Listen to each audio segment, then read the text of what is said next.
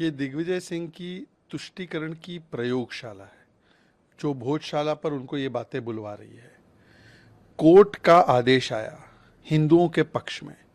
हिंदुओं ने संवैधानिक तरीके से, न्यायपूर्ण तरीके से अपनी मांग कोर्ट के सामने रखी, जो कि स्वीकारी गई। ये तो हिंदू मुस्लिम हो गया दिग्विजय सिंह के लिए। पर दिग्विजय सिंह की पार्टी हिंदू टेरर बोले, राम मंदिर को लटकाए अटकाए भटकाए, राम जी को काल्पनिक बोले, हिंदू आस्था को गाली दे, सनातन को समाप्त करने की बात करे, मुस्लिम आरक्षण बोले, मुस्लिम फर्स्ट राइट दे देंगे ये बोले, कांग्रेस मीन्स मुस्लिम्स बोले। ये हिंदू मुस्लिम नहीं है। कांग्रेस तो मुस्लिम मुस्लिम करती है, और अगर कोई कोर्ट जाता है और कोर्ट से अधिकार पाता है ये हिंदू मुस्लिम, तो क्या कोर्ट हिंदू मुस्लिम कर रही है?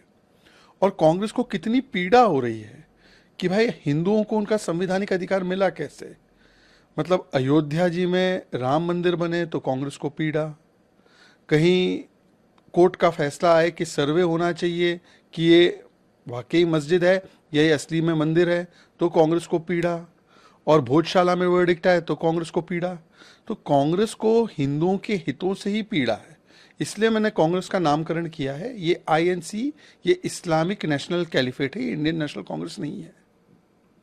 So Muslim League, we are the ones who set laws in Kerala. This was bound to happen when Muslim League has formed its first chief minister in the form of Mr. Satishan, and he is not Congress chief minister. He is Muslim League and Jamaat chief minister, because the entire nation has seen that the Congress legislators of Kerala were demanding one name, and that name was overruled by High Command under pressure of Jamaat and Muslim League, because they have to win the election in Wayanad with the support of these radical elements. And they have made the chief minister of the choice of Muslim League. So now Muslim League is feeling emboldened. It is feeling Saiya Bhai Kotwal, to ab dar kahe ka. So they are on the streets, abusing, raising provocative slogans. Very soon they will demand Sharia law in Kerala. Very soon they will say Islamic Republic should be made in Kerala. And Congress has opened Pandora's box by shaking hands with the worst radical elements. कह रहा था कि ये कांग्रेस के मुख्यमंत्री नहीं है सतीशन जी।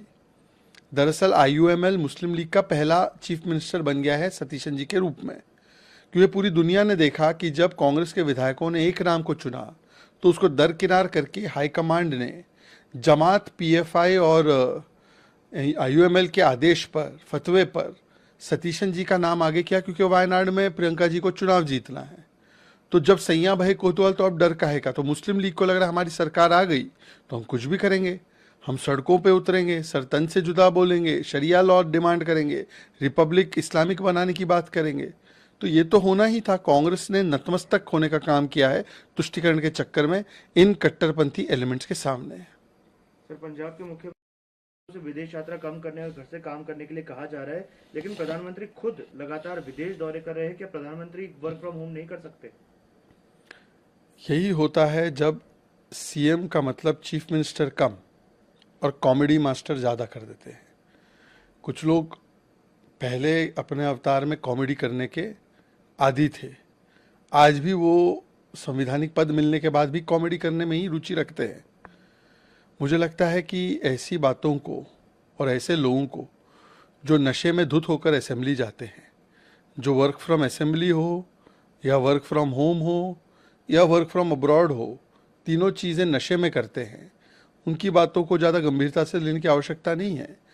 परंतु शायद भगवंत मान जी अगर चीफ मिनिस्टर की तरह कभी पेश आए तो उनको समझेगा कि प्रधानमंत्री मोदी जी जब यूएई गए तो वहाँ पे हमारा स्ट्रेटेजिक पेट्रोलियम रिजर्व्स किस प्रकार से बढ़ा है। परंतु भगवंत मान जी से अपेक्षा करना, मुझे लगता है ये बहुत ज़्यादा उनके साथ भी ठीक नहीं होगा, अतिशयोक्ति होगी। लोगों को सड़कों पर उतरना पड़ेगा। किसी इंस्टीट्यूशन पर अब जिम्मेदारी नहीं ली जा सकती डेमोक्रेसी बचाने की। उन्हें कहते हुए दुख हो रहा है कि सुप्रीम कोर्ट भी अब डेमोक्रेसी को नहीं बचा सकता है। केवल ममता बनर्जी डेमोक्रेसी बचा सकती है। कल्याण बनर्जी के हिसाब से only Mamata can save democracy. Anyway, TMC का मतलब बन चुका है द मजाक ऑफ कॉन्स्टिट्यूशन। ये जब चुनाव हारते हैं तो ये रेजिग्नेशन नहीं देते, ममता बनर्जी की तरह हट धर्मिता अपना देते हैं। उसके बाद ये कल्याण बनर्जी है जो खुद कोर्ट में प्रैक्टिस करते, बोलते कोर्ट पे भरोसा नहीं, सड़कों पे आना होगा, सड़कों पे लोगों को उकसाने की एक ये कोशिश कर रहे हैं। जो कि आम्बेडकर जी की सोच के खिलाफ है। आम्बेडकर जी ने इसको ग्रामर ऑफ एनार्की कहा था। तो ये संविधान विरोधी है, ये जुडिशरी विरोधी है, ये जुडिशरी का अपमान है, ये आम्बेडकर जी का भी अपमान है कि आप इस प्रकार से हिंसा भड़काने की बातें और संविधान के खिलाफ जाने की बातें कर रहे हैं। परंतु कल्याण बनर्जी का ट्रैक रिकॉर्ड रहा है, उन्होंने उपराष्ट्रपति का मजाक उड़ाया, स्पीकर और संसद का मजाक उड़ाया, सुप्रीम कोर्ट को आड़े हाथ तो लिया जब उन्होंने रोहिंग्याओं पर फैसला दिया। तो ये तो कल्याण बनर्जी और टीएमसी का पुराना चरित्र रहा है संविधान विरोधी होना, और ये उसका एक और प्रमाण है। सर, महाराष्ट्र से विवाद चल रहा है, ये जानबूझकर लाया जा रहा है क्योंकि भाजपा सनातन धर्म का राज इस देश में चाहती है। सनातन धर्म एक ऐसा धर्म है जो केवल ब्राह्मणों का है और बहुजनों के खिलाफ है। उन्होंने कहा है कि वो सनातन धर्म का राज लाकर भाजपा संविधान को खत्म करना चाहती है। देखिए, कांग्रेस एक हिंदू विरोधी पार्टी है और इसीलिए बार बार करो हिंदू सनातन का अपमान, यही बन चुकी है कांग्रेस की पहचान। क्योंकि चाहिए इनको वोट बैंक की दुकान। तो वोट बैंक के चक्कर में किस प्रकार से हिंदू आस्था को लगातार गाली देना है। अभी तमिलनाडु में भी सनातन को उन्होंने अपशब्द बोले हैं। अब जो हुसैन दलवाई है उनको राहुल गांधी ने बोला कि भाई जैसे ही भोजशाला का वर्डिक्ट आया हिंदुओं को अधिकार मिले तो भाई सनातन के खिलाफ, हिंदुओं के खिलाफ कुछ बोल दो। तो हुसैन दलवाई ने बोल दिया है। सवाल ये पैदा होता है कि कांग्रेस पार्टी को हिंदुओं से इतनी नफरत क्यों है।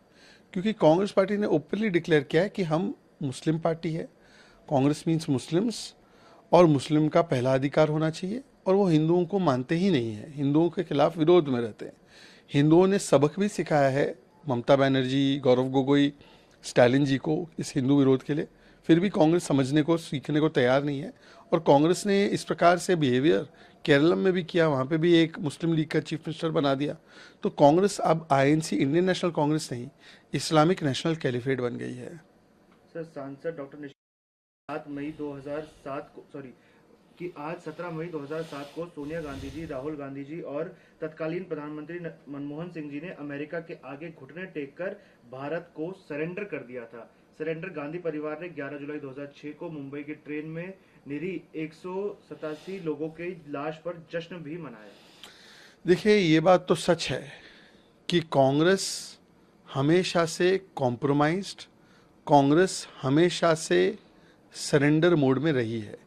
और इसीलिए ऐसे अनेकों उदाहरण मिलेंगे कि कांग्रेस विदेशी दबाव में आकर भारत के हितों का, भारत की सार्वभौमिकता का, भारत की सॉवरेनिटी का, भारत की इंटेग्रिटी का समझौता करती है।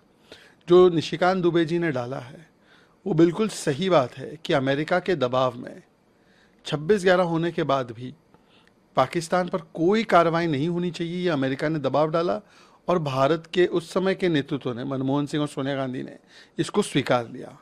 फिर भारत अमेरिका के दबाव में आकर न केवल पाकिस्तान से बातचीत शुरू करता है, बल्कि एक समय था तो वो सियाचिन भी देना चाहते थे, मोस्ट फेवर्ड नेशन स्टेटस भी दिया था उनको।